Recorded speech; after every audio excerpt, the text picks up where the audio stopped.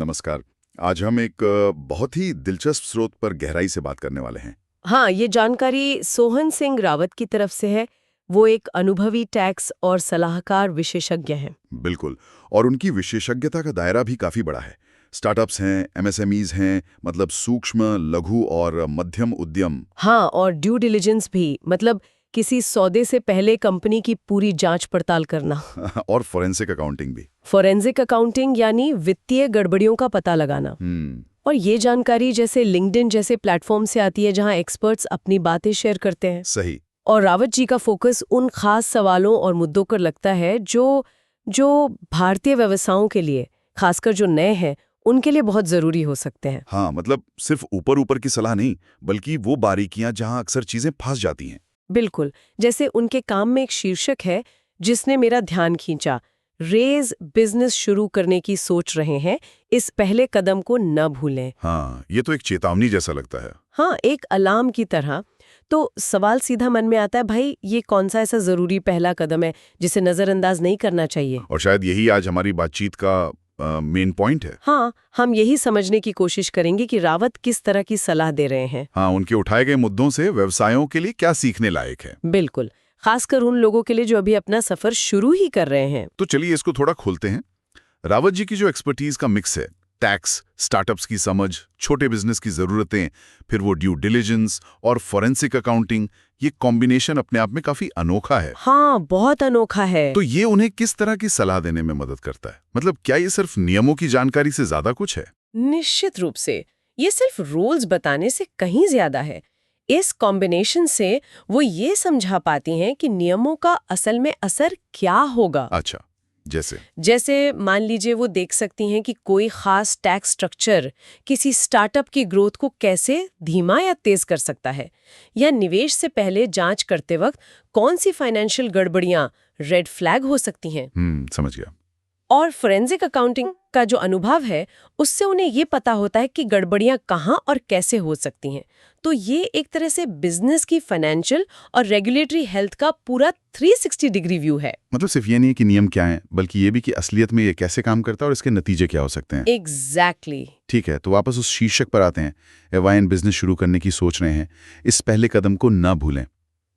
ये जानबूझकर थोड़ा रहस्यमयी सा रखा गया लगता है। हाँ, बिल्कुल। तो इस पहले कदम से उनका मतलब क्या हो सकता है? क्या ये कंपनी रजिस्ट्रेशन की बात है, या सही लीगल स्ट्रक्चर चुनना, या कुछ और? यहाँ बात दिलचस्प हो जाती है। शायद इसकी अस्पष्टता ही इसकी ताकत है। ये पहला कदम कई चीजें हो सकता है और शायद हर बिजनेस के लिए थोड़ा अलग भी हो। अच्छा। लेकिन कुछ कॉमन और बहुत जरूरी संभावनाएं हैं।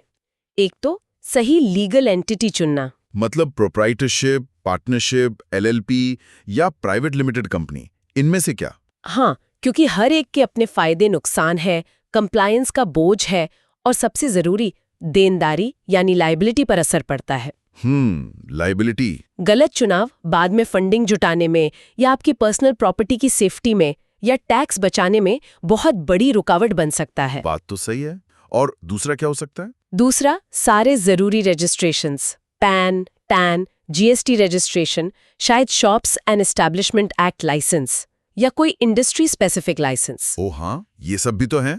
इनमें से एक भी भूल गए तो बाद में जुर्माना या लीगल एक्शन हो सकता है। और तीसरा, बेसिक फाइनेंशियल प्लानिंग और रिकॉर्ड रखना, शुरू की फंडिंग का हिसाब रखना, खर्चों को ट्रैक करना, आगे के लिए अनुमान लगाना। क्या इसके लिए कोई सिस्टम है? कई स्टार्टअप्स बड़े अच्छे आइडिया के साथ शुरू होते हैं, पर फाइनेंशियल मैनेजमेंट ठीक न होने से फेल हो जाते हैं। तो ये पहला कदम असल में उन फाउंडेशनल चीजों के बारे में है जो शायद उतनी ग्लैमरस ना लगें जितनी प्रोडक्ट डेवलपमेंट या मार्केटिंग। बिल्कुल। लेकिन बिजनेस की नींव तो इन्हीं पर टिकी होती है। अक्सर एंटरप्रेन्योर अपने विजन में इतने खो जाते हैं कि इन एडमिन या लीगल कामों को टाल देते हैं, यही होता है, या उन्हें कम आंकते हैं। और यहीं पर रावत जैसे एक्सपर्ट्स की सलाह बहुत जरूरी हो जाती है। सही कहा। उनका शीर्षक इसी बात पर जोर देता है कि जोश में आकर बेसिक्स को नजरअंदाज करना कितना खतरनाक हो सकता है। सोचिए, आपने जल्दी में एक पार्टनरशिप फर्म बना ली, लेकिन आगे चलकर आपको वेंचर कैपिटल फंडिंग चाहिए। अब इन्वेस्टर्स तो प्राइवेट लिमिटेड कंपनी ज्यादा पसंद करते हैं। तो बाद में स्ट्रक्चर बदलना पड़ेगा। हाँ, और उसमें काफी टाइम, पैसा और दिक्कतें आती हैं। या मान लीजिए आपने टाइम पर जीएसटी रजिस्ट्रेशन नहीं कराया, तो आप इनपुट टैक्स क्रेडिट खो सकते हैं और जुर्माना भी लग सकता है।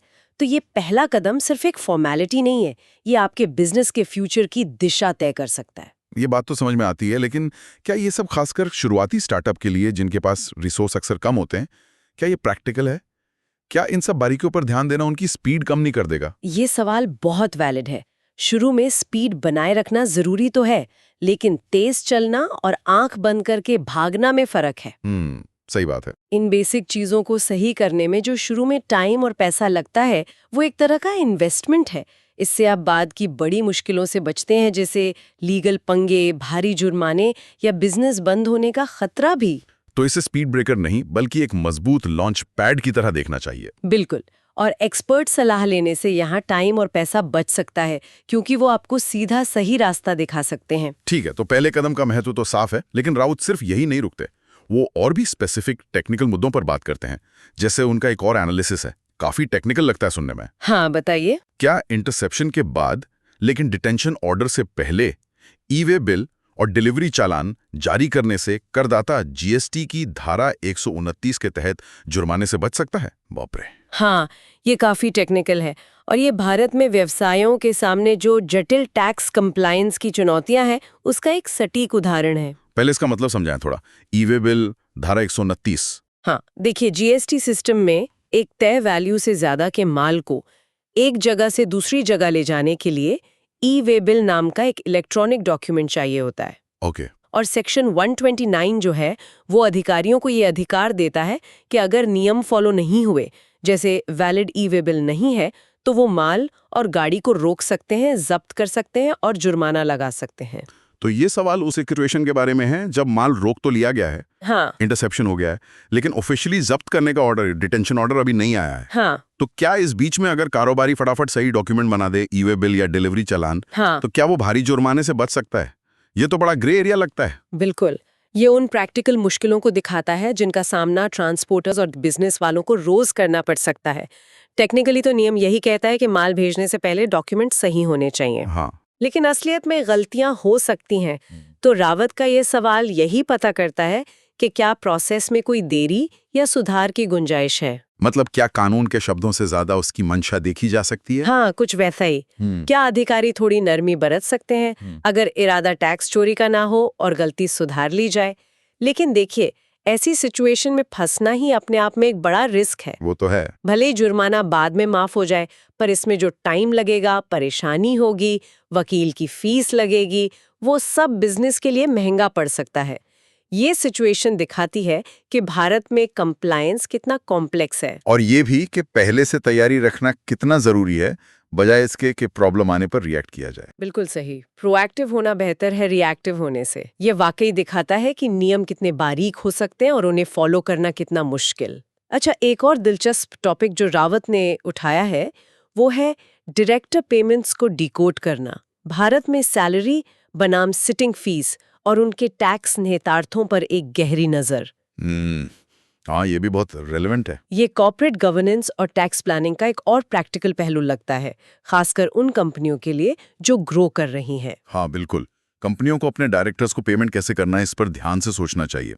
मेनली 2 तरीके होते हैं, सैलरी और सिटिंग फीस। ओके, सैलरी और सिटिंग फीस। और दोनों के लीगल और टैक्स के नतीजे अलग अलग होते हैं। तो ये सिर्फ पैसा देने की बात नहीं है, बल्कि उसे किस कैटेगरी में रखा जाता है, ये ज्यादा महत्वपूर्ण है। कंपनी इसमें कहाँ गलती कर सकती हैं? सही कहा आपने। गलती कई लेवल पर हो सकती है। पहला तो है क्लासिफिकेशन, यानी वर्गीकरण। वर्गीकरण? हाँ, सैलरी आमतौर पर एक रेगुलर एम्प्लॉयमेंट जैसा रिश्ता दिखाती है। इस पर टैक्स भी वैसे ही लगता है जैसे एम्प्लॉय पर लगता है, इनकम टैक्स स्लैब के हिसाब से, और कंपनी इसे अपने खर्चे में दिखा सकती है। ठीक है। जबकि सिटिंग फीस आमतौर पर डायरेक्टर को बोर्ड मीटिंग अटेंड करने के लिए दी जाती है। इसे अक्सर इनकम फ्रॉम अदर सोर्सेज माना जाता है। अच्छा। और इस पर टीडीएस यानी टैक्स डिडक्शन एट सोर्स के नियम अलग हो सकते हैं। गलत क्लासिफिकेशन से टैक्स की देनदारी गलत हो सकती है, जिससे बाद में इंटरेस्ट और पेनल्टी लग सकती है। ओहो, ये तो गंभीर हो सकता है। दूसरा है लीगल कंप्लायंस, कंपनीज एक्ट में भी डायरेक्टर्स के पेमेंट को लेकर नियम है, खासकर सिटिंग फीस की लिमिट और उसे अप्रूव करने के प्रोसेस को लेकर। उनका पालन ना करना भी कानून का उल्लंघन होगा। और तीसरा कोई पहलू? हाँ, स्ट्रेटेजिक पहलू भी है। पेमेंट का तरीका ये भी दिखाता है कि डायरेक्टर कंपनी से कैसे जुड़े हैं। क्या वो एक्टिव एग्जीक्यूटिव रोल में है तो सैलरी ठीक हो सकती है, या फिर वो एडवाइजरी या निगरानी वाले रोल में है तो सिटिंग फी ज्यादा सही हो सकती है। ये बात इन्वेस्टर्स और बाकी स्टेक होल्डर्स के लिए भी मायने रखती होगी। बिल्कुल। कंपनियां अक्सर या तो सुविधा के लिए या अनजाने में गलत क्लासिफिकेशन कर देती हैं, या फिर जरूरी डॉक्यूमेंटेशन और अप्रूवल प्रोसेस फॉलो नहीं करती। रावत का इस टॉपिक पर फोकस करना दिखाता है कि कॉर्पोरेट गवर्नेंस की बारीकियों पर ध्यान देना कितना जरूरी है। तो अगर हम इन तीनों मुख्य विषयों को एक साथ देखें, वो रहस्यमयी पहला कदम, जीएसटी जुर्माने की बारीकियां और डायरेक्टर पेमेंट का सही वर्गीकरण, इनसे क्या बड़ा पैटर्न या संदेश उभरता है? रावत किस तरह की प्रॉब्लम्स पर रोशनी डाल रहे हैं? देखिए, दिलचस्प बात यह है कि ये सारे टॉपिक बिजनेस चलाने के उन पहलुओं से जुड़े हैं जो अक्सर पर्दे के पीछे होते हैं। बैकस्टेज वाले काम। हाँ, ये फाइनेंशियल और रेगुलेटरी कंप्लायंस के जरूरी एरिया हैं जिन्हें अक्सर अनदेखा कर दिया जाता है या कम महत्व दिया जाता है, खासकर जब फाउंडर्स प्रोडक्ट, सेल्स या मार्केटिंग पर फोकस कर रहे हों। सही। रावत उन नट और बोल्ट पर फोकस कर रहे हैं जो बिजनेस की मशीन को स्मूथली और लीगली चलाने के लिए जरूरी हैं।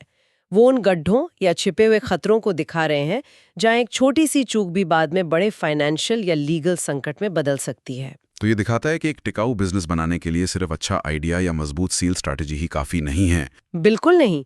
एक मजबूत इंटरनल स्ट्रक्चर और नियमों का पालन भी उतना ही, बल्कि शायद उससे भी ज्यादा जरूरी है। ऐसा लगता है कि वो उन मुश्किल, शायद बोरिंग लगने वाले हिस्सों पर लाइट डाल रहे हैं जिनसे एंटरप्रेन्योर बचना चाहते हैं पर बच नहीं सकते। हाँ, बिल्कुल।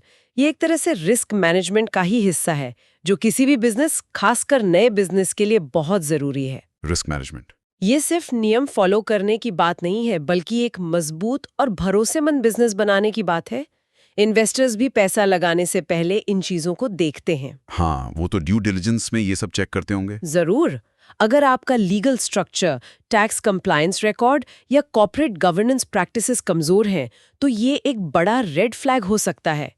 रावत का काम उद्यमियों को इन बेसिक चीजों को सही करने की अहमियत याद दिलाता है, ताकि वो भविष्य में आने वाली मुसीबतों से बच सके। हाँ, ये समझ में आता है।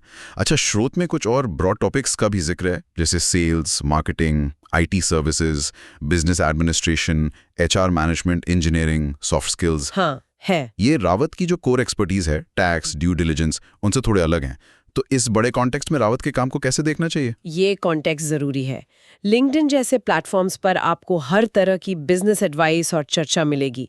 ग्रोथ कैसे करें, सेल्स कैसे बढ़ाएं, टीम कैसे बनाएं। हाँ, वो सब तो होता ही है। रावत की जो एक्सपर्टीज है, टैक्स, कंप्लायंस, फाइनेंशियल जांच, वो इस बड़े बिजनेस इकोसिस्टम का एक खास लेकिन बहुत ही महत्वपूर्ण हिस्सा है। अच्छा, कैसे? सोचिए, सेल्स और मार्केटिंग आपको कस्टमर और पैसा दिला सकते हैं। आईटी आपके प्रोसेस को आसान बना सकती है। एचआर आपकी टीम को मैनेज कर सकता है। ये सब ग्रोथ के इंजन हैं। राइट। लेकिन रावत जिन एरिया पे फोकस करते हैं, कंप्लायंस, सही स्ट्रक्चर, फाइनेंशियल ट्रांसपेरेंसी, वो उस इंजन को संभालने वाले चैसीज और ब्रेकिंग सिस्टम की तरह हैं। वाह, क्या एनालॉजी है। चैसीज और ब्रेकिंग सिस्टम। हाँ, उनके बिना तेज रफ्तार खतरनाक और अनस्टेबल हो सकती है। तो ये ऐसा नहीं है कि एक चीज दूसरे से ज्यादा महत्वपूर्ण है, बल्कि ये कि एक सफल और टिकाऊ बिजनेस बनाने के लिए इन सभी का सही बैलेंस जरूरी है। बिल्कुल। आप दुनिया का सबसे अच्छा प्रोडक्ट बना सकते हैं, उसे बेच भी सकते हैं, लेकिन अगर आपकी नींव ही कानूनी और वित्तीय रूप से कमजोर है तो पूरी इमारत ढह सकती है। ठीक यही बात है। रावत जैसे एक्सपर्ट्स का योगदान इस बड़ी पजल के जरूरी टुकड़ों को सही जगह पर रखने में मदद करता है। वे ये पक्का करने में मदद करते हैं कि ग्रोथ की दौड़ में बिजनेस अपनी लीगल और फाइनेंशियल जिम्मेदारियों को न भूले, जो आखिर में उनकी लॉन्ग टर्म सक्सेस के लिए बहुत जरूरी हैं। तो सोहन सिंह रावत के काम की इस पड़ताल को अगर हम समराइज करें तो ये साफ है कि वे भारत में बिजनेस शुरू करने और चलाने की जो कॉम्प्लेक्सिटीज़ हैं, खासकर फाइनेंशियल और रेगुलेटरी पहलू, उनको समझने के लिए एक वैल्यूएबल रिसोर्स लगते हैं। हाँ, बिल्कुल। उनका ध्यान उन जरूरी, अक्सर बारीक डिटेल्स पर है जो शायद पहली नज़र में छोटे लगे, लेकिन जिनका बिजनेस पर बड़ा असर पड़ सकता है। हाँ, और यहाँ से जो मुख्य सीख या टेक अवे है वो यही है कि बिजनेस की दुनिया में और खासकर भारत जैसे जटिल रेगुलेटरी माहौल में अक्सर छोटी लगने वाली चीजें जैसे वो पहला कदम या जीएसटी की धारा 129 की समझ या डायरेक्टर पेमेंट का स्ट्रक्चर बड़े नतीजे ला सकती है। राइट। ये वो डिटेल्स हैं जिन्हें नजरअंदाज करने का रिस्क नहीं उठाया जा सकता। रावत का काम हमें याद दिलाता है कि सक्सेस के लिए सिर्फ बड़ा विजन ही काफी नहीं है, बल्कि बारीकियों पर ध्यान देना और एक्सपर्ट नॉलेज का फायदा उठाना भी बहुत जरूरी है। ये वाकई हमें सोचने पर मजबूर करता है। रावत ने जिन खास उदाहरणों को हाईलाइट किया, पहला कदम, जीएसटी, डायरेक्टर पेमेंट, उनके अलावा और कौन से ऐसे बारीक डिटेल्स या नियम हो सकते हैं जिन पर नए उद्यमियों को अपने बड़े आइडिया पर काम करने के साथ साथ शुरू से ही ध्यान देना चाहिए?